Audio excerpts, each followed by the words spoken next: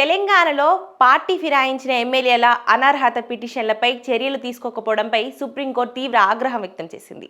ఈ వ్యవహారంలో ఎందుకు ఆలస్యం జరిగిందో సరైన వివరణ ఇవ్వాలని ఆదేశిస్తూ తెలంగాణ అసెంబ్లీ స్పీకర్ గడ్డం ప్రసాద్కు సుప్రీంకోర్టు ధర్మాసనం కోర్టు ధిక్కరణ కింద నోటీసులు జారీ చేసింది. పార్టీ ఫిరాయింపు ఎమ్మెల్యేలపై అనర్హత పిటిషన్ల విచారణపై నేడు విచారణ చేపట్టిన సుప్రీం ధర్మాసనం స్పీకర్ తీరుపై తీవ్ర అసంతృప్తి వ్యక్తం చేసింది. ఎమ్మెల్యేల అనర్హతపై మీరు చర్యలు తీసుకుంటారా లేక మేము తీసుకోవాలా అంటూ ధర్మాసనం సూటిగా ప్రశ్నించింది. 3 నెలల గడువు గడిచిన ఫిర్యాదులపై చర్యలు తీసుకోకపోవడంపై సుప్రీంకోర్టు అసహనం వ్యక్తం చేసింది. గతంలో ఇచ్చిన ఆదేశాలను పాటించినందుకు కోర్టు ధిక్కరణ కింద నోటీసులు జారీ చేసింది. నోటీసులపై స్పందించిన స్పీకర్ తరపున న్యాయవాదులు ఫిరాయింపు ఎమ్మెల్యేల పిటిషన్ల విచారణ పూర్తి చేయడానికి 8 వారాల సమయం కావాలని కోరింది. దీనికి సుప్రీంకోర్టు ధర్మాసనం స్పందిస్తూ మరో 4 వారాల గడువు మాత్రమే ఇస్తున్నట్లు స్పష్టం చేసింది.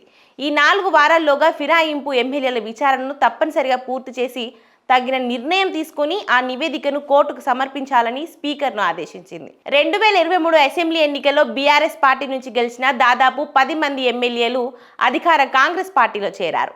ఈ ఫిరాయింపులపై బీఆర్ఎస్ వర్కింగ్ ప్రెసిడెంట్ కేటీఆర్ సహా పలువురు నాయకులు సదరు ఎమ్మెల్యేలపై అనర్హత వేటు వేయాలని అప్పటి స్పీకర్కు ఫిర్యాదు చేశారు. అయితే ఆ పిటిషన్లపై చర్యలు తీసుకోకపోవడంతో వారు సుప్రీంకోర్టును ఆశ్రయించారు. పిటిషన్లపై నిర్ణయం తీసుకోవడంలో సుప్రీం కార్యాలయం దీర్ఘకాలంగా జాప్యం చేయడంతో ఫిర్యాదుదారులు సుప్రీంకోర్టులో సవాల్ చేశారు. తెలంగాణ అసెంబ్లీ స్పీకర్కు ఈ అంశంపై నిర్ణయం తీసుకోవాలని సుప్రీంకోర్టు పలుమార్లు ఆదేశించింది. దీంతో సుప్రీం ఆదేశాల మేరకు స్పీకర్ విచారణ చేపట్టారు. ఇప్పటికే పలువురు ఎమ్మెల్యేలను విచారించారు. అయితే గడువు పూర్తయినా ఇంకా విచారణ పూర్తి కాలేదు.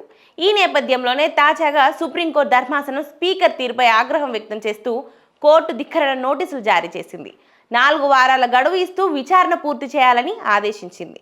దీంతో ఫిరాయింపు ఎమ్మెల్యేల అనర్హత అంశం తెలంగాణ రాజకీయాలలో మరోసారి వేడి రాజేసింది.